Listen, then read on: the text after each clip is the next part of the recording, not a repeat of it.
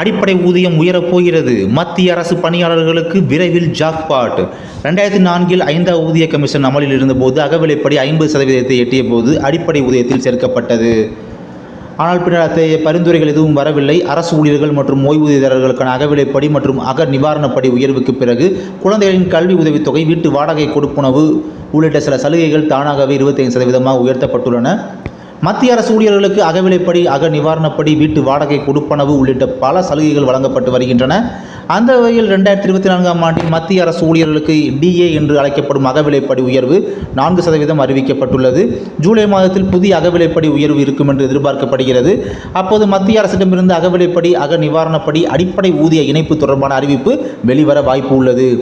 கடந்த மாதம் EPFO ஓய்வூதியம் மற்றும் இறப்புக்கான பணிக்கொடையின் அதிகபட்ச வரம்பை 20 லட்சத்திலிருந்து 25 லட்சமாக, அதாவது 25% உயர்த்தி உத்தரவு பிறப்பித்தது அரசு.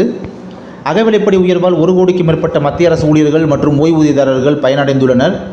DA 50% எட்டியுள்ளதால் இந்த தொகையை அடிப்படை ஊதியத்துடன் சேர்த்து 0 கணக்கிட வேண்டும் என்ற கோரிக்கைகள் எழுந்துள்ளன.